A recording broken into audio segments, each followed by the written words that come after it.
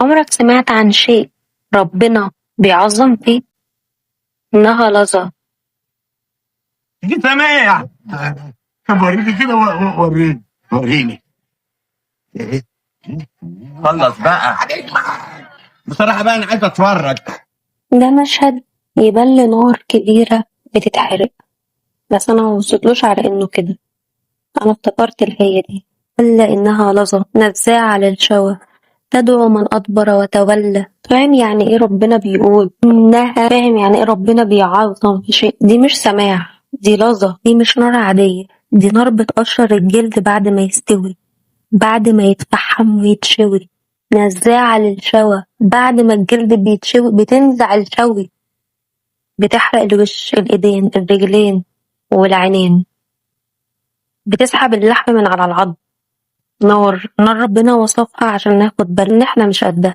ده اسم من أسماء النار اللي ربنا أخبرنا عنها. عارف يعني إيه كلا؟ عارف يعني إيه إنها؟ فاهم مين بيقول إيه؟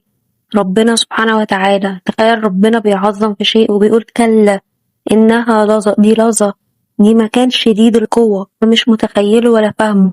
ما تيجي تبص على واحدة ولا تكون وتقول دي سماح، ما هو أنا لازم أتفرج. افتكر إنها مش سماح، دي لظى.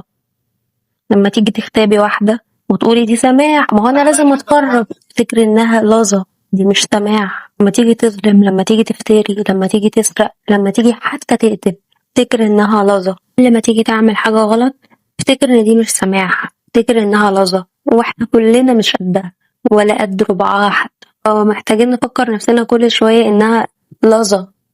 ولما نيجي نعمل حاجة غلط يجي في بالنا الآية كلا إنها لظى نزاعة للشوى. لما نشوف نار نسأل الله العفو والعافية من نار الدنيا ومن نار الآخرة، ونفتكر إنها لظى، نفتكر إن احنا نتوب عشان نبعد عن لظى. اللهم أجرنا من نار لظى ومن كل عذاب. اللهم آمين يا رب العالمين.